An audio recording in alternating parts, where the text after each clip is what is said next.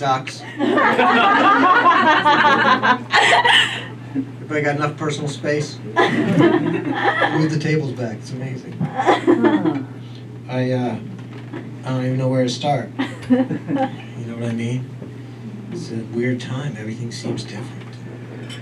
I was scared enough before this shit. You know what I mean? The coral reefs are dying, the polar ice caps are melting, hurricanes, wildfires. Just imagine how fucked we'd be if global warming was real. Enjoy the rest of the show, everybody. You guys so much. You guys been a lot of fun, man. Thanks for coming out to That's my time. I'm George K. Burns. I have a good night, man. Enjoy the rest of the show. Thanks a lot. Thank you so much for your time. I'm Amanda Darren Carter. Enjoy the rest of the night. Thank you so much. Thank you so much for coming out watching live comedy. Thanks, guys. You guys have been great. My name's Kristen. Thank you very much. My name's Jose Brantos. Thanks so much. Thank you so much. I've been Nick Cobb. Thank you very much. Thank you for Joshua Snyder. Thank you very much. It's June 11th or July, mid-July. We got shut down in March. Flappers has been closed since March 16th. I didn't lose my virginity until I was 32 years old. So if anyone needs tips on how to self-quarantine, it's kind of my jam.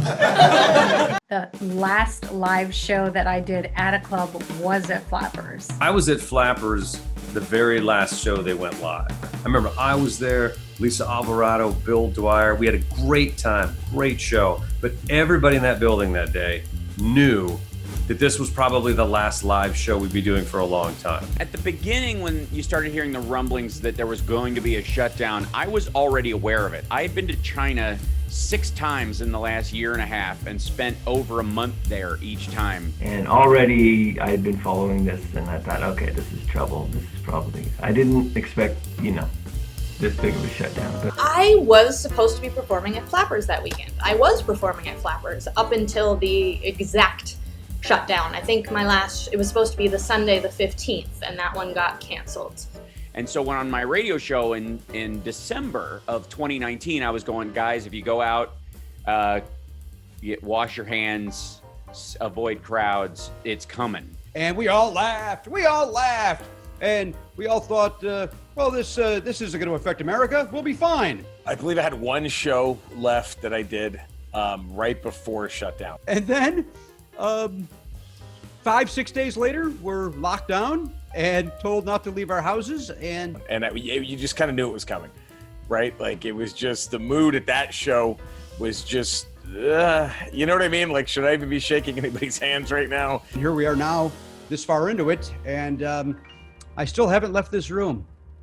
And so I felt like a prepper for the first 3 months of 2020, because I was like, it's coming. Let's get our cans of beans. Let's get down in the cellar. My last performance was at Flappers. It was around the time where, people were like going crazy with the toilet paper. We're not going back anytime soon, right? Like, there's this moment where I realized this isn't a 2-week thing. We were like elbowing each other on stage as, we passed the mic. Okay, fun fact about me, I was actually on the Grand Princess cruise ship. So I was in quarantine before the quarantine happened. And I was like, I'll go ahead and just sit this one out and kind of see where things go and where it kind of progresses from there. When LA shut itself down, I was already in full quarantine. I'm still down for not going anywhere. I'm so sorry. I feel both like a coward and like the smartest person in the world. I guess I would start by saying, cheer up, it's not the end of the world. On the other hand, it might be. Who knows? What's at stake for me personally? Yeah.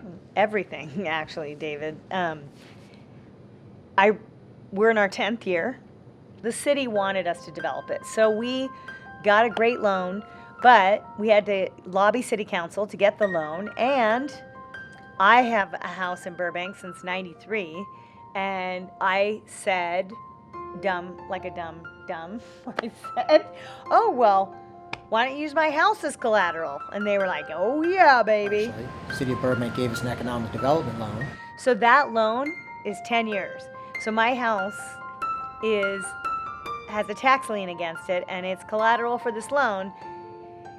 This year, the 10th year, as long as we make a certain amount of revenue, they'll clear the lien from my house. If not, We've been an amazing return on that investment. Created 50 jobs, employed comics, brought big name comics here. I've risked my house, I've risked my energy, my brain, all for Flappers, and it was working. So it worked. Hey, what's up? This is Bill Burr, and I absolutely love Flappers. So much that I tried to hang the same colored curtain behind me at my house. There was one night where they had a show for Conan writers, and Jimmy Brogan sent me an email and said, Jerry Seinfeld is in town and he wants to do the show tonight. Is that okay with you guys? And I said, no fucking way. No, I'm kidding, of course. I said, yeah, of course. So, and I opened for Jerry a few times in the old days. So, it was really a treat. So Jerry, we normally get a small crowd on a Monday night. And Jerry tweeted he was going to be at Flappers, and coincidentally, the room filled up. I don't know what to tell you. When you come to Flappers and you watch a show, there's a montage of the biggest names in comedy making fun of the name of the club. And that's fine. They said, what are you doing? And I said, I'm going to walk into Flappers. I'm going to try out some material. Do you want to come in? And he went, the Flappers. Feeling of Flappers, she there. What are you playing? Flappers. What's that? What's that is the most popular response to your stupid club name. This is what we do. We do 40 shows a week in this venue, and we have 2 rooms and a bar and a patio, and so this has been pretty devastating for us. I didn't find Flappers. Flappers found me. I was friends with Dave and Barb, and they said they're opening a new club, and would I want to come and, open, actually the opening weekend. I said, yeah, let's do it. So 2 people who were already infused in the business and knew how to deal with comics and think like a comic. Together, they have built a club that is like part of the fabric of downtown Burbank now, It's the thing that welcomes you to Burbank when you drive over Magnolia. They have this massive kitchen, sets it apart too from a lot of the LA clubs where like the food is really good. That's one of the things that they have, I think, over a lot of the clubs in LA proper, is that the food is 1,000 times better than most of the other clubs. Sometimes I go to Flappers just for the food, and I'm not even working on new material. So we're part of the Great Plates program, which help feed senior citizens in California. It's a program that was implemented by, I think, the state of California I believe in conjunction with FEMA. They're paying us to cook food for seniors. And so every day I get real choked up just thinking about it, because it matters. There was a delivery made this morning that it just really blew me away, because it was full of Thanksgiving stuff, and I'm very thankful to Flappers, and then to make the meals and then to deliver the meals. It's wonderful. I think now that we're doing the meals to the elderly, I think that has given him a new energy. I just think about my mom. My mom's 82 and in New York and very isolated, and so when we're packing up food, I'm thinking about her. And then, within our community, we're making 50 meals a day. And so, but we cook like 57, 58, because there's some people in our community that we know are really having some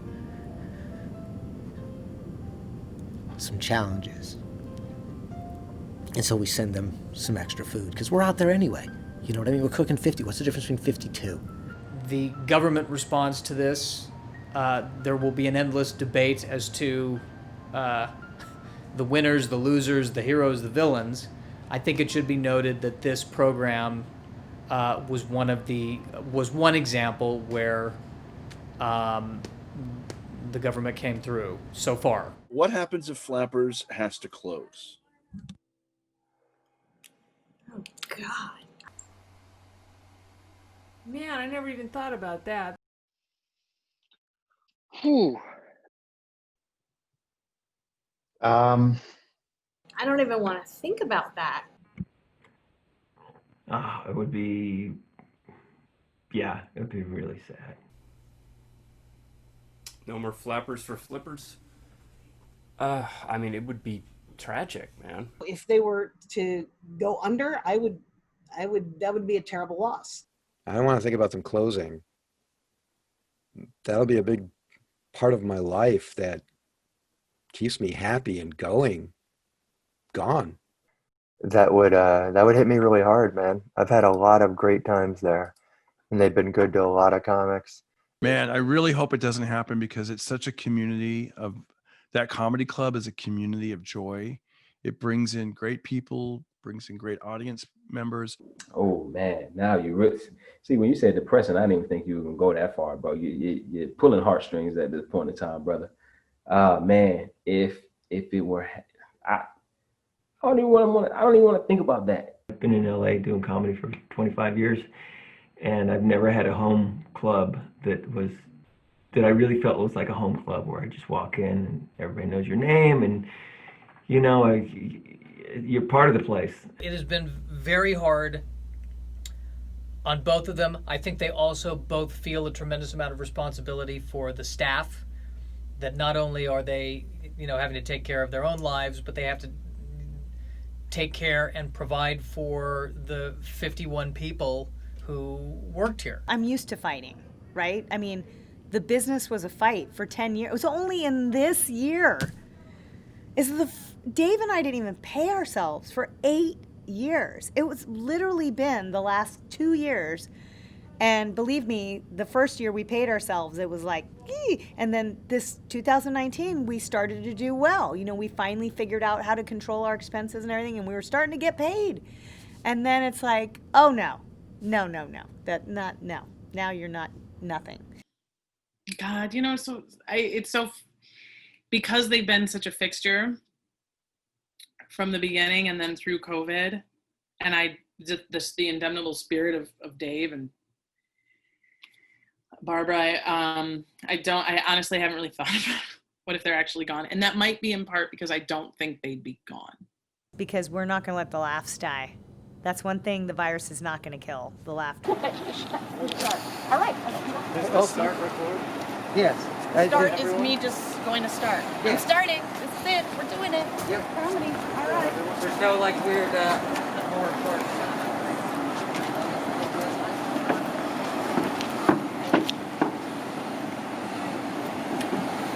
Burbank, it's Saturday night. How you guys feeling? Yeah, you can honk this one time. Just honk, damn it. How you feeling? Yes. My gosh, you guys, we did it. We left the house. We did it. We're doing it right now. This is amazing. I want to thank everybody for coming out tonight. I especially